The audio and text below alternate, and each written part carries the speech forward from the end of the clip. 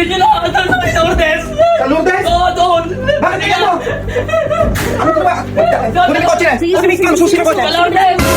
Sinagawa kayo? Sinagawa? Eto yan, sa loob yan. Yan. Dito? Oo, dyan sa loob. Sigurado ka dito Oo yan. nga, dito nga. Sino gumawa nito ano? Sa pamangkin ko? Sino gumawa nito? Ikaw? Papa!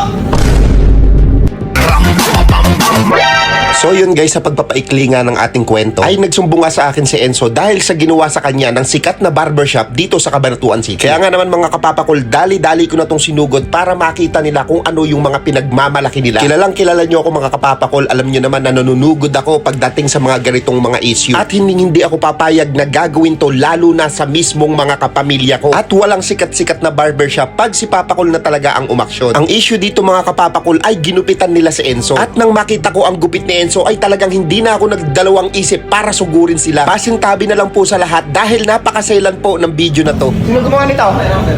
Ikaw? Papa! Halika. Kupitan mo rin ako. Kupit ka lang pala. Tinakot mo pa ako. Suka pa! Papagupit pala. Papagupit ka lang pala. Nananakot ka pa.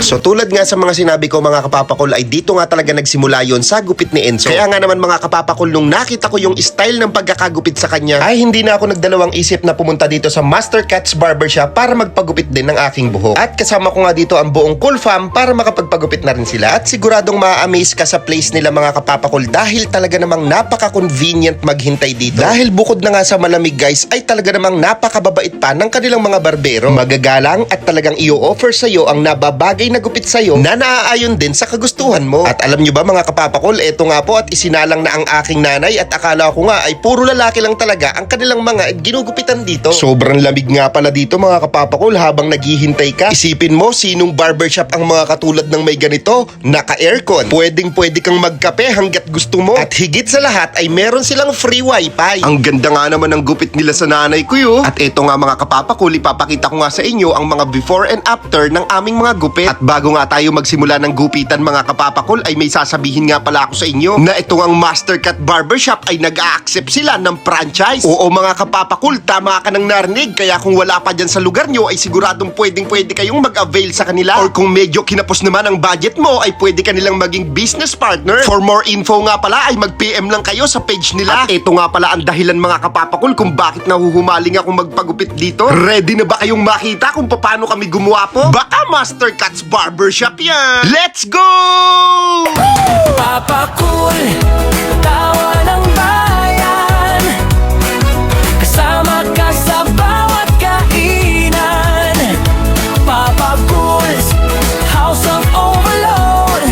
Street food at dessert, sarap na sagat sa loob. Kasama si Mama Cool sa bawat laban. Si Enzo at mga chikiting na bibo sa tahanan. Pamilya muna bago lahat. Iyan ang pundasyon ng bawat pangarap.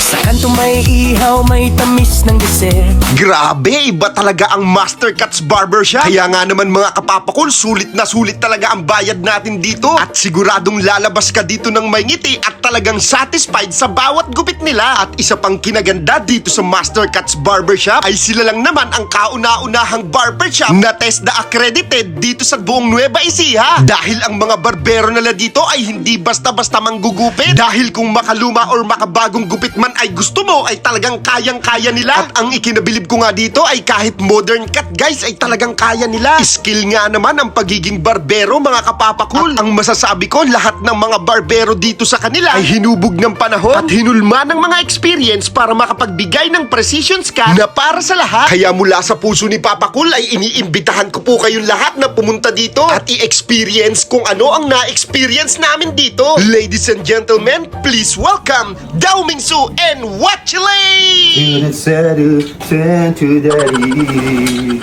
수류탄이 담다리 수류탄 다닌 치르파바리 다운다운 바른 살은 잔디 bound to your side